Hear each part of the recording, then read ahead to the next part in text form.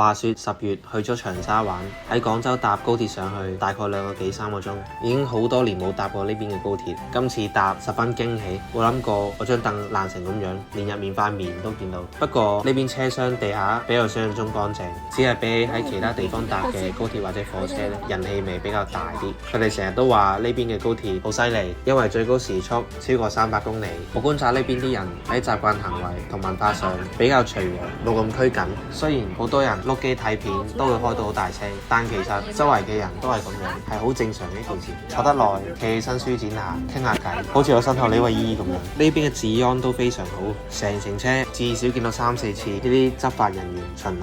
成就解鎖第一次搭長沙市嘅地鐵，喺大家逼上車嗰一刻，因為我孭住個好似流浪漢嘅大背囊呢，有啲唔好意思，因為驚阻住晒啦，又驚頂到人哋。一行出地鐵站呢，以為會好熱，俾呢度嘅氣溫嚇咗一跳，有少少似秋高氣爽嗰種感覺，係 feel 到企喺度會凍嗰一隻。我最中意呢種氣溫嘅，入到啲巷呢，有啲似北京嘅老胡同。呢度好多所謂嘅小區住宅，有自己嘅小區名同埋大門口嗰隻。我哋就係住呢間漢庭酒店上面嘅斯塔克電競酒店。呢度門面裝修幾好 ，check in 呢要俾佢影大頭相同埋交證件俾佢睇一睇，要交埋按金。如果你喺間房度叫嘢飲叫嘢食咧，可以喺入面扣。呢一層有無數間唔同大細格局嘅房，呢度格局幾溫馨，空間都唔錯。不過難免咧就揾到少少缺陷。由於距離最熱鬧嘅市區咧係有大概10分鐘路程，所以我哋今晚咧就試下踩共享單車。呢邊周街都係共享單車，勁方便。不過呢款單車嘅車頭咧好鬆同埋好難控制，同平時踩有啲好唔同。呢邊過馬路咧係我去過咁多個地方最誇張嘅。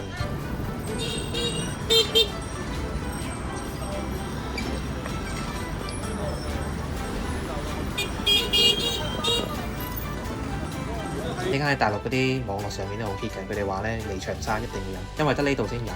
我係第一次飲嘅，第一啖咧係真係幾好飲同埋好特別嗰種茶味，同埋佢都有唔同款嘅茶味可以揀。生日與下巴，仲有呢間咧網上都推介，不過我買呢杯咧佢係得個樣比較適合攞嚟打卡啦，太少女。我覺得隻味唔係好啱我，所以飲咗2啖都冇再飲。其實我哋呢個 trip 咧都冇諗話定啲咩特別嘅景點路線照住嚟行，總之就踩到邊度覺得幾熱鬧咁啊落車行下。再加上咧係中國國慶嘅長假期啦，人流真係好誇張，周圍都係人山人海，唔會冇氣氛嘅。見到有條咧類似台灣嘅夜市街就入去行下啦。最想揾嘅梗係長沙臭豆腐啦，見到呢間好多人排隊，即刻過去排隊試下。啲職員咧一位負責炸，一位負責撈味，一碗又一碗冇停過手，都幾辛苦。其實一碗嘅份量咧係夠幾個人食㗎啦，唔使買好多碗。主餐咧我哋入咗呢間食麵嘅店啦，睇下長沙呢邊嘅麵有咩唔同。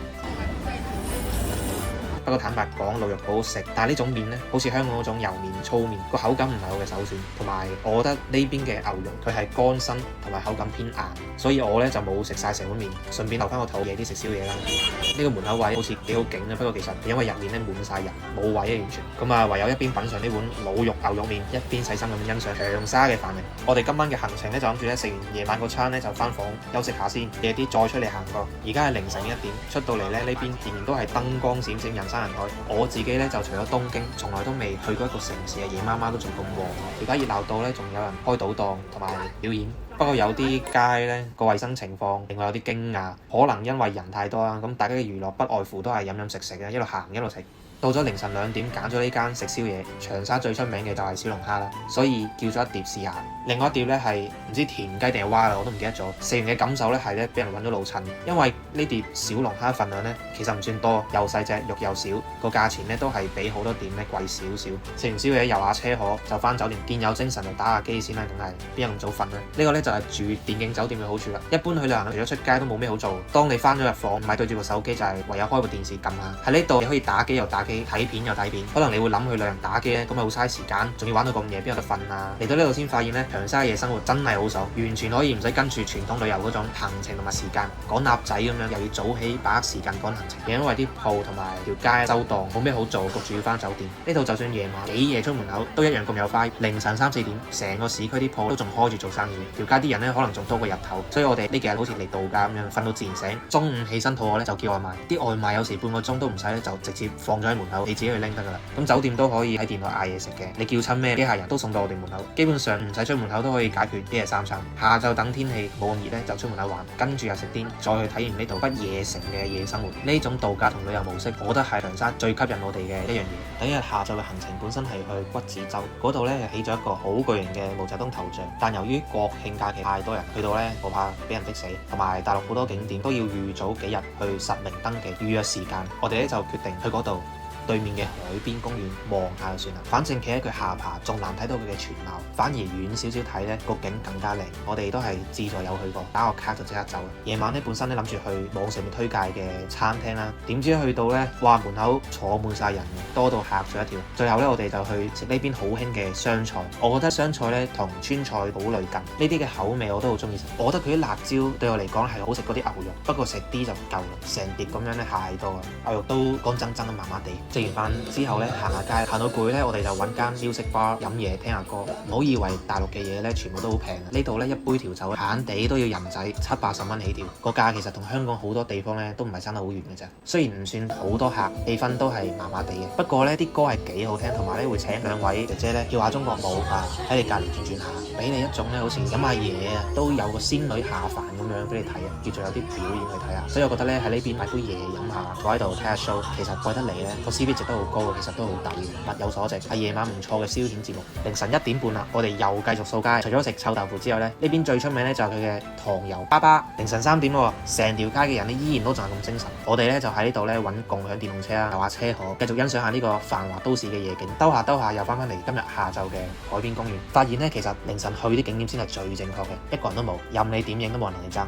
第二日嘅行程，我哋去岳麓山，呢度嘅景點有岳麓書院、湖南大學、愛晚亭，仲有山上其他睇景觀嘅景點。岳麓書院呢，就係世界上最古老嘅學府之一，佢建立於北宋時期。地鐵站一出去又係人山人海，繼續行見到有間廟，呼喚我停低影張相之後繼續向前行，又見到毛主席，隔離就係湖南大學嘅熱門打卡位，咁多人完全冇動力影相。園區內嘅景觀建築物十分有書香味。上去岳麓書院同埋愛晚亭，正常嚟講呢係喺美食商街直行由佢嘅正門口入去，但係因為入場要提前預約俾資料佢睇，太麻煩，所以我哋上網揾捷徑，穿過校園區內，再經過岳麓書院後門，繼續行上去就會見到一個唔知係校園宿舍定係原居民嘅小區，嗰度有條山路行上去就直到愛晚亭。天色已晚，仍然都係好多人，但係就要俾個愛晚亭嚇親，大家都覺得望落同普通嘅公園冇乜分別。哇！咁多人喺度影咩啊？以為佢哋影月亮啊，點知原來係嗰棵樹啊！咁樣比心，呢度又有一個心心。哇！呢個好勉強喎，呢個。行落山之後，我哋就叫車，俾我見到一場世界10大奇觀。之後我哋搭車去咗長沙市區對面海嘅一條美食街，嗰度嘅餐廳全部都係食小龍蝦同埋海鮮嘅。去到因為大家都唔肚餓，所以我哋又揸電動車由呢邊揸翻去對面海嘅市區。沿路風景非常壯觀，經過嘅橋可以睇到夜晚嘅湘江夜景。雖然燈飾非常壯觀，但係呢啲咁澎湃、咁一致嘅燈光 show，唔知點解壯觀得嚟稍為有種壓迫感。沿途仲睇到好多景色，特別係呢個杜甫江角。我哋揾餐廳揾咗好耐，揾咗呢間超級好味嘅餐廳，叫咗好多餸，有豬腳煲炆得非常入味，單單係豆腐又係超級好食，仲有呢個炆雞同埋茄子煲，再叫多個長沙炸醬麵，食到舐唔舐嚟。晚飯後嘅節目不外乎又係飲酒，我哋揾咗呢間叫做台北嘅酒吧，雖然入面有 DJ， 不過我覺得都係氣氛麻麻，比較適合幾個人安靜咁樣傾下偈、飲飲酒。我哋盡情飲，唔使擔心聽日要早起，因為最後一日嘅日頭冇安排啲乜嘢行程。長沙要去嘅景點已經差唔多去完，要睇嘅嘢都睇完，所以我哋瞓到幾點都得。出門口已經係食晚飯嘅時間。今餐我哋食辣嘢，不過呢啲餸個人認為麻麻地，味道同尋晚嗰間冇得比。最後一晚我哋去另外一個司機推介嘅地方，聽講係近期本地年輕人會去消遣嘅區域。我哋揾到呢間酒吧，同之前嗰兩間非常唔同，氣氛同埋環境好有氣氛，但係呢邊嘅駐唱唱嘅完全同我哋嗰邊嘅歌好唔同。坐到12點幾，我哋就返房再瞓一瞓，就出發去車站搭車啦。搭嘅車係6點幾嘅車，搭返高鐵去廣州。喺車上睇日出，呢個長沙旅途就咁樣結束啦。多謝大家收看。